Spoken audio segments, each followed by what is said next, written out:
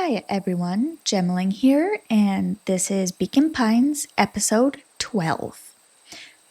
We're on chapter 6 of the one timeline where no one got taken, except Luca almost got taken.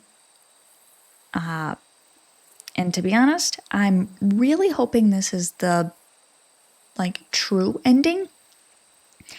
However, I don't think it is, just because we seem too close to the end here, and there's other branches we have yet to explore.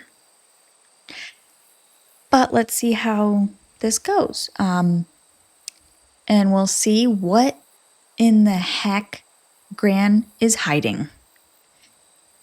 Except for Jam. I don't think she's hiding Jam. But let's see what Gran is hiding. Secret lair. Secret lair as in like a cake lair? And not the other spelling? Guess we'll have to find out what the heck that means. Summer forged ahead, but the nights only seemed to grow colder. Could it be due to the source being a giant gaping hole, spewing like cold air and negative 200 degrees Kelvin? Luca walked home slowly under the pale starlight, cautious to avoid any more surprises lurking in the shadows. And hopefully avoiding any people, because that would be not great. Reaching home, he slipped quietly into bed, half dreading what they might discover the next day. Yeah, because who knows what Gran's hiding? It could be something not great. I love that sound. Oh, what time is it? Oh, okay. He got changed. Cool. Oh, geez. Oh, wow. Rollo, what on earth is that? I was gonna ask the same thing. That ridiculous thing on your head. Oh, this. It helps me think. You're gonna need a lot more of those.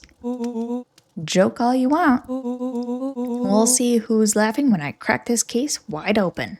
The coast is clear? Yep. Whatever she's been up to this week, it's been keeping her busy most of the day. Very well. The game is afoot. Luca and Beck rolled their eyes as Rollo strutted across the room. I mean, I'm kind of also rolling my eyes, but this is very entertaining. If I were a Gran, where would I hide my deepest, darkest secrets? Perhaps where you might least expect it. Rollo flung open the cabinet with confidence. Aha! He coughed as a veil of dust hit his face. Didn't I check that, in the beginning? I think it's safe to assume that anything that dusty isn't what we're looking for. Or maybe that's what she wants you to think. Then again, any good detective knows not to trust their first hunch. First hunches are for suckers.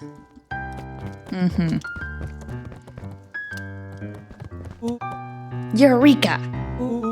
She's lit a fire in order to burn the evidence. She keeps that fire going every day, Rollo. Drat, it may already be too late. Just think of the mounds of documents lost to ash. Okay. I'm gonna stop you right there. Can we just think for a moment? Luca, is there anywhere Gran doesn't want you to go? Yeah. The closet upstairs. So maybe it stands to reason that we should check there first? No dice. It's locked. Well, well, well. Look who stands to reason now.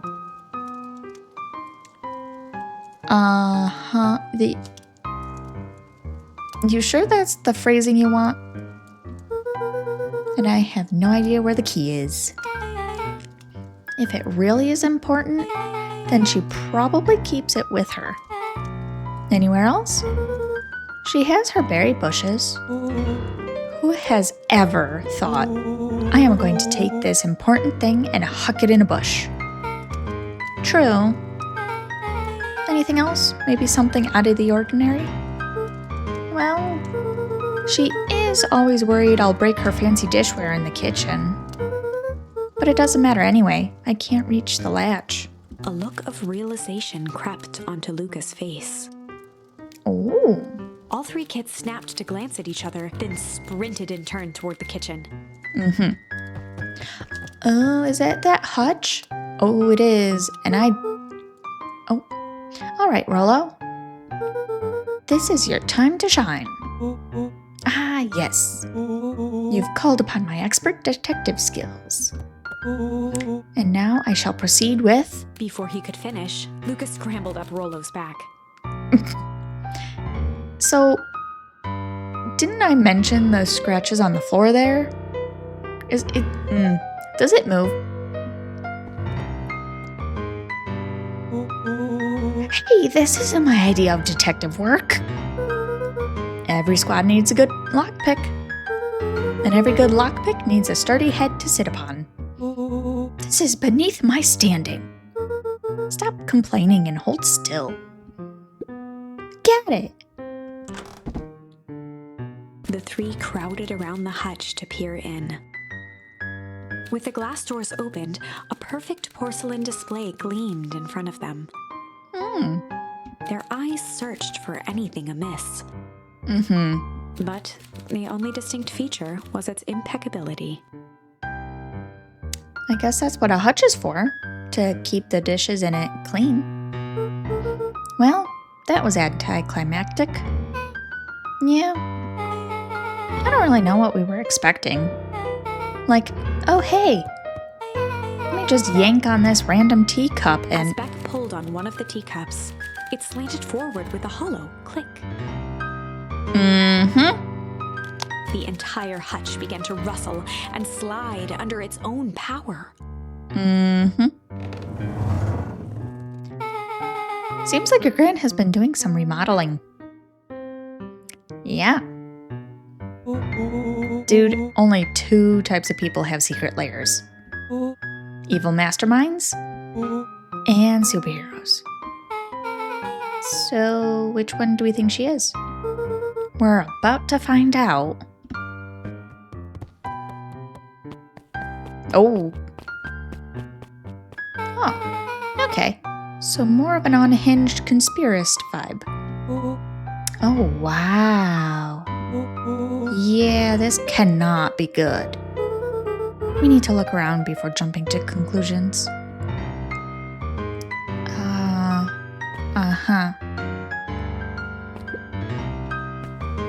Jam?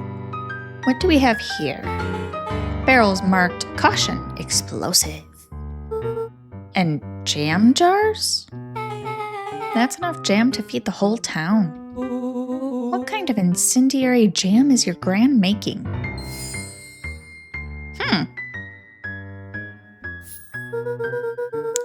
She wouldn't have had me walk around town delivering bombs. Right?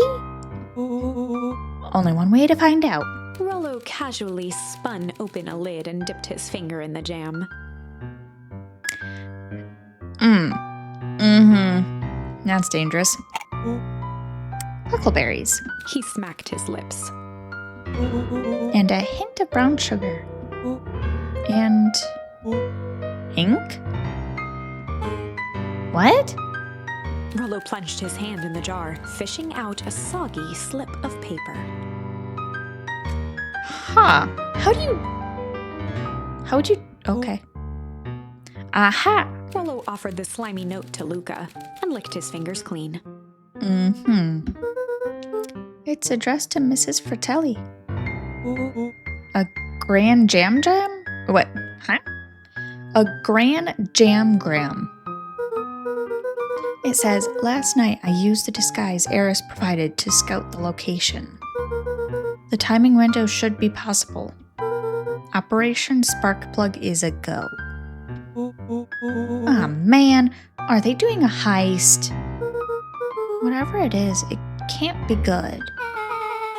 So, more of a bombshell than a bomb, am I right?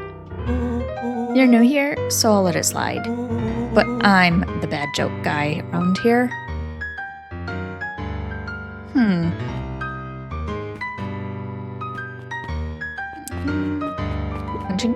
A punching bag? Really? Not gonna comment on that. Okay, I have a comment on that. This one? A spider web of string connected photos of people from the town, interspersed with hastily scrawled notes. Well, she sure has kept herself busy. Is your Gran a serial killer? 'Cause I'm starting to get a vibe. Don't be ridiculous. Sure, she's just tracking the movements of everyone in town. Out of the kindness of her heart. She put little symbols by some of them. Oh, Mr. Nuncreed has a check mark. The clipboards are all inside a big circle. My moms are both on here. Both with question marks. Gus Valentine has a question mark.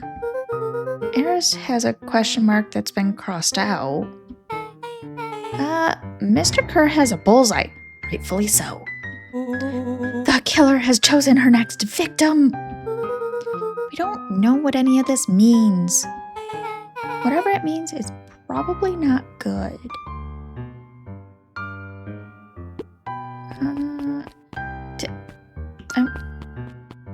So I seriously can't comment on it over here. What the heck? Okay. Luca jostled each cabinet drawer in turn. Only one was unlocked. Oh. He fingered through the filing cabinet, pausing at a bulging folder labeled Walter. Oh? For a long moment, he just stared at it. Oh. What do you got there? It's my dad. Looks like some of his old medical files. Your dad was a doctor? Luca nodded and caressed the label with his thumb. Oh. Well, are you gonna read it? Here, let me help. Rollo swiped the folder from the drawer and began leafing through the pages. Rollo. Why? He whistled to himself, barely looking at the text. How about you actually read some of it? One sec. Dense documents such as this are a lot like a cheeseburger. It's best to skip straight to the middle. I'm sorry, what? How do you skip straight to the middle of a cheeseburger? Oh, that's where all the meaty bits live. Yeah, okay, now I get it. Wow, I had no idea we were in the presence of the preeminent scholar in dense documents. Preeminent scholar in dense documents, okay. And cheeseburgers. By all means, proceed. He stopped at a page and mimed, holding up a monocle. Here we are. Follow-up examination of Terrence Wilby. Patient shows further signs of paleness and malice. Body temperature continues to drop. He now describes soreness in muscles and joints. This is similar to the symptoms exhibited by Mrs. Wilby just a few days past. Still waiting on lab results from Joseph. Rollo looked up with heightened surprise. See? Creepy. No. Yeah, that's kind of disturbing. Who's Joseph? That's Mr. Nuncreed's name. Wait. Rollo's finger traced across the page. There's more scribbled in the margins. Could it be contagious? Mr. Wilby claims the tap water at his home has been contaminated, perhaps environmental? Lab results only raise more questions.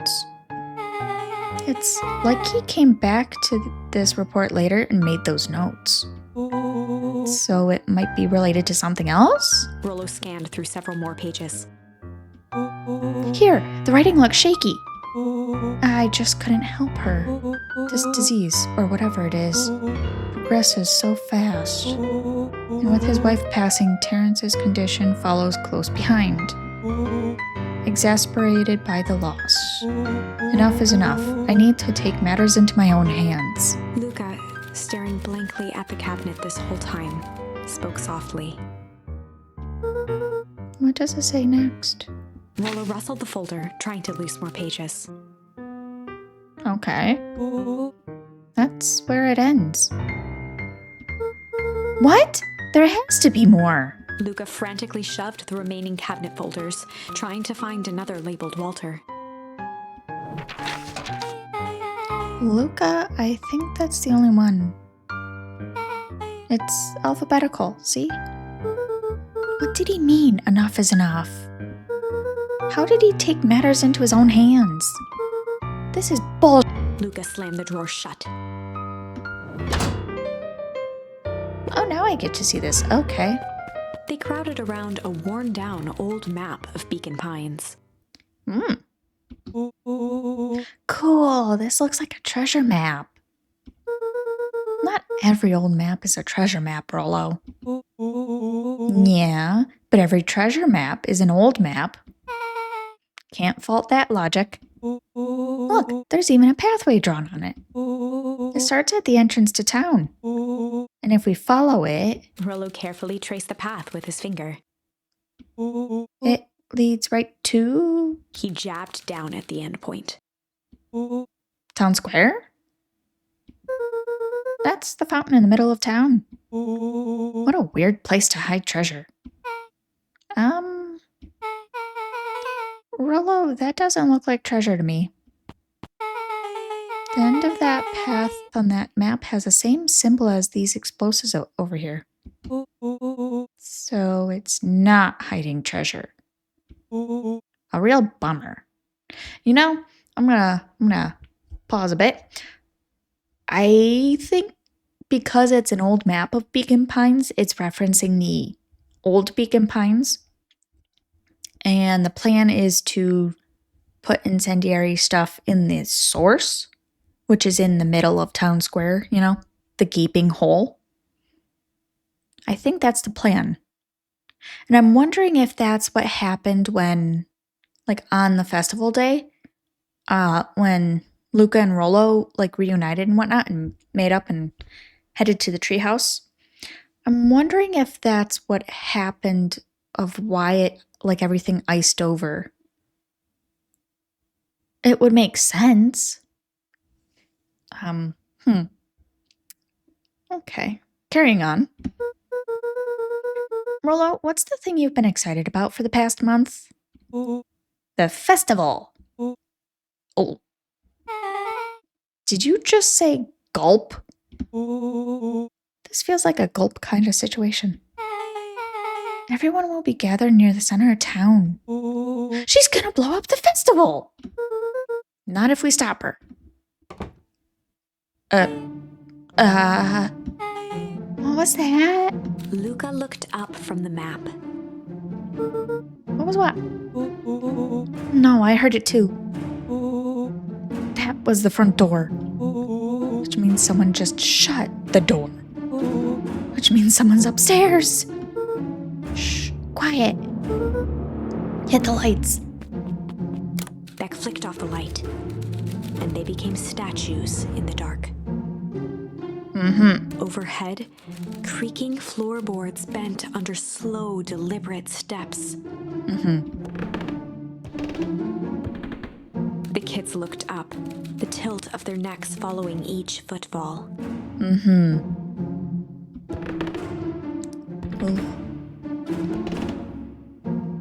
Then suddenly, it stopped. Okay. Without Without realizing, they'd been holding their breath. All three exhaled shakily and glanced at each other. A muffled male voice broke the silence. Male? Hello? A final few footsteps reached the entrance above them, and the voice now echoed down the stairs. Anyone down there? The three kids shuffled to the corners without a peep. As he began to descend the stairs, the man's voice punctuated every new step. Uh-huh. Thump, Oh. Yoo-hoo. thump.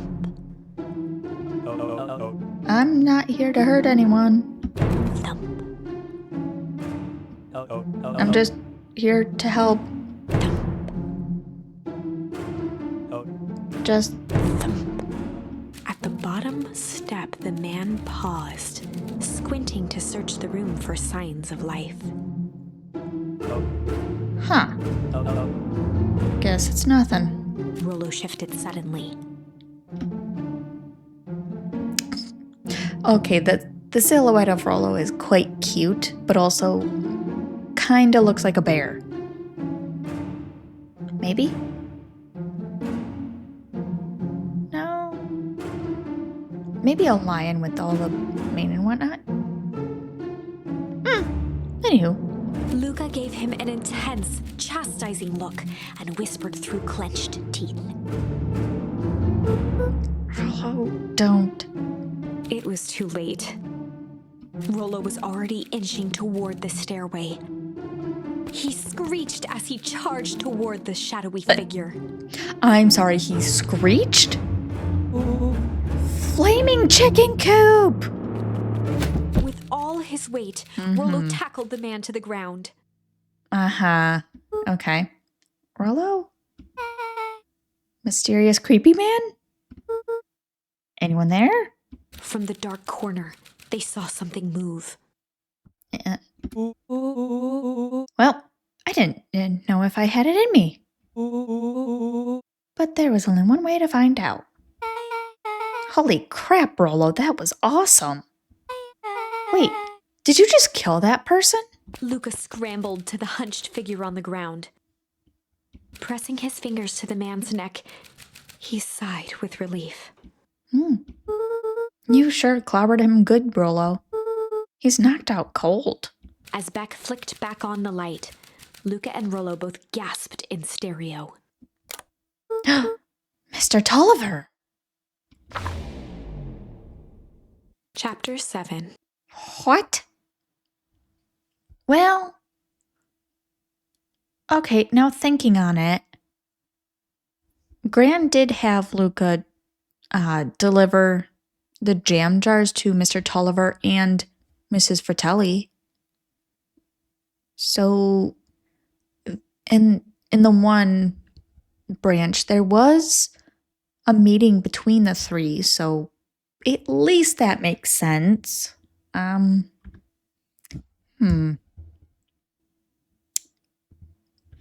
Huh. I need to know what happens. The interrogation of Hiram Tolliver. Aha. Let's Still go. unconscious, Mr. Tolliver slumped heavily in a shoddy old chair. Where the heck did they His get the hands chair? were bound with rope, his feet tied with some loose string. Uh-huh. The kids huddled in a circle, discussing their plan. One thing was certain, they couldn't just let Mr. Tolliver go. Right. They needed to know what he was doing in Luca's house. Right. After some deliberation, it was decided. Well, also the fact that he kind of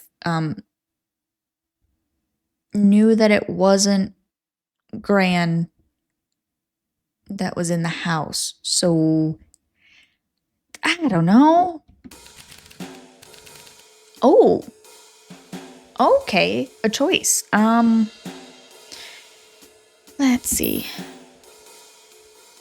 That is not...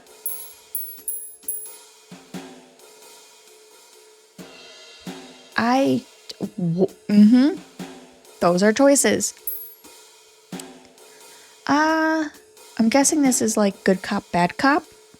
So let's try this one and see where it goes. They'd run the classic good cop, hard cop interrogation. Why did you say it like that? Rollo brandished a steely gaze. Okay, so he's the bad cop in this. I've got this. Read about it 100 times. Mm-hmm. Rollo swaggered past the chair which propped up the slumping Hiram Tolliver. Is he gonna monologue? Without even looking at his captive, he began with a long, blustery drawl. Well, Mr. Tolliver. Mr. Tolliver remained motionless. Rollo spun around to face him. He'd clearly expected to rouse Mr. Tolliver with his booming voice. Yeah, no, you didn't. Mr. Tolliver? Beck and Luca gave each other an unsure glance. Rollo slammed his fist on the table. Sure. I said, Mr. Tolliver. He grabbed the table lamp and beamed it onto the unconscious face. Yeah, that's totally a good thing to do. Oh. Mr. Tolliver groaned and slowly lifted his head. He recoiled with a muddled, weary squint. Jesus. What in the world? The chair wobbled as he attempted to straighten up. Who's there? Mr. Tolliver could only make out rough shapes through the glaring light. Wow, that would be one bright light. With a gruff tone, Rollo hoped to both conceal his voice and intimidate. I'm gonna guess it doesn't work. I'll be asking the questions here, punk. Now, hold on. Let's just calm down. Oh, I am calm. Calm as a carrot in dirt. As for you, looks like you're sweating. The doubtful expression on Beck and Luca's faces transformed into awe. I am not selling this, but we carry on. We can do this my way, or, well, let's just say I've never needed another way. Rollo, hitting his stride, was now channeling every detective trope his memory could recall. Okay. He slammed the table again. Now dance! What? I don't even... Mr. Tolliver's voice became desperate. He was nearly in tears. You tied me down. How on earth could I dance? Dance with your mouth, punk. Spill the beans. What are you doing poking around this house? I'm here to help Juniper. To make sure everything's ready. Oh, so you're in cahoots with Gran? Gran? Mr. Tolliver was in a daze, now more confused than ever. Gonna help her blow up the festival, eh? Blow up the festival? Good Lord. He shook his head, feeling more and more dizzy. No, you've got it all wrong. Where is she now? She's headed to the source. Source? What's the source?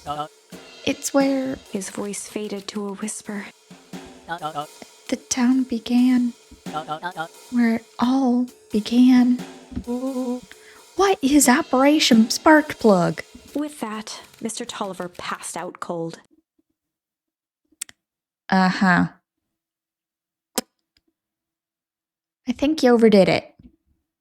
But we got a lot of info, Rollo swung so... around with a repentant grimace. Uh-huh. Damn, Rollo. I think you went a little too hard on him. What did he say about the source? It's where the town began? We need more information. Yeah, but we'd better not push Mr. Tolliver any further. Is there anyone else who might know more? What about the History Museum? It just got set up for the festival. Nah, That tent was put up by the Valentines. Everything they do is just a bunch of fluff to glorify themselves. Is there anything more reliable? The library.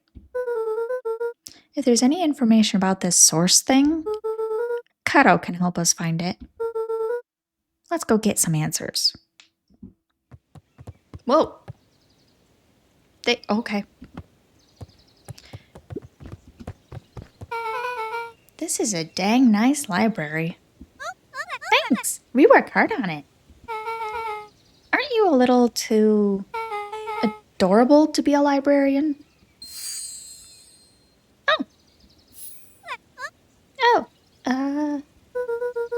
Kato hung out here so much, eventually they gave him a set of keys.